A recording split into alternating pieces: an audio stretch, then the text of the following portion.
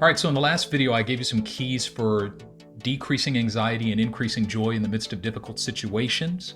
And one of the keys that I gave you was doing the thing that you were born to do. If you can do the thing that you were born to do every day, that will decrease your anxiety and that will increase your joy in the midst of difficult situations. And I said that one of the things that we tend to let go by the wayside when we're walking through difficulty is the thing that we were born to do. And so our days feel purposeless, they feel empty. One of the questions that I got most frequently by people who watched that video was, how do you discover the thing that you were born to do? And so in this video, what I want to do is give you some keys for discovering the thing that you were born to do. Okay, I'm going to give you 4 easy steps. First step, determine your desire. So start with your desire. Start with the thing that you want to have been born to do. What would you like to have been born to do? Start with that. What's the deep desire down in your heart? Allow that deep desire to be a guide. You have to determine your desire. You know, a lot of times you ask people, well, what do you want to do? And they say, I don't know. That's like going to McDonald's and saying, what do you want to eat? And you look up at the menu and you go, I don't know. At a certain point, you got to make a decision. I want a Big Mac. And that's what it's like with determining your desire for your life, is you've got to make a decision. That's what adults do. They make decisions. And so make a decision. This is the thing for me right now. Based on my desire, I decide that I desire to do this. Don't wait for your desires to happen to you. Happen to your desires. So determine your desire. That's number 1. Number 2, discover your design. After you've determined your desire, now you got to figure out, are you gifted to do that? You got to do some personal assessment, some trial and error to figure out, am I gifted to do that or not?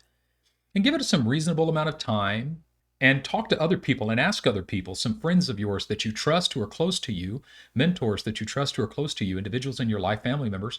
Do you see me doing this? Do you see me having a gift for doing this? So discover your design. Does your design correspond to your desire?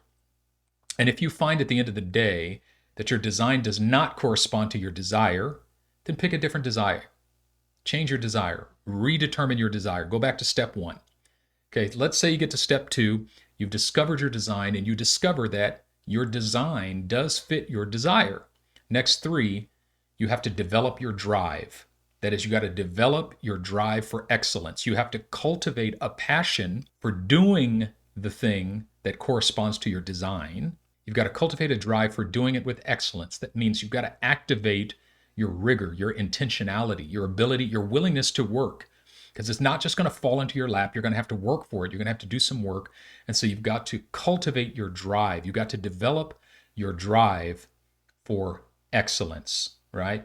And then the third thing is just really easy, and that is discover your distinctiveness. So as you get better and better at the thing that you were born to do, you'll find your own voice. You'll make it distinctively yours. You'll find out how you do it that's different from how other people do it.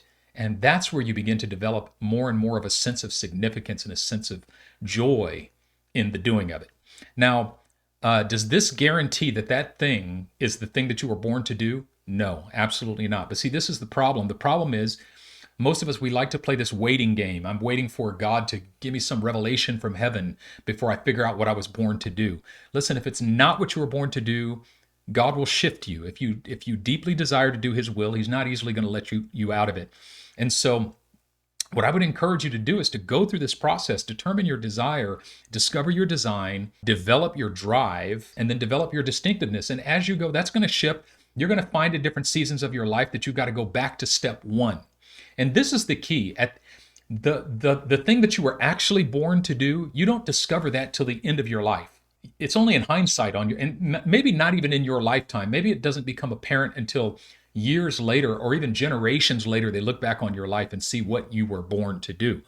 However, what I can do today is I can do what I believe I was born to do. I can activate the thing that's in my heart right now. I can determine my desire. I can discover my design. I can develop my drive, and I can develop my distinctiveness. And if I do those 4 things, I'm continually being active in the pursuit of my destiny. I'm going to find it. You're going to find it. And so start today. Don't delay. Don't wait for something to fall out of the sky.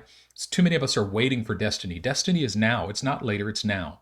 It's the thing that you begin to do right now. And if you do it, it's going to decrease your anxiety. It's going to increase your joy, even in the midst, and especially in the midst of difficult situations. Have a good one.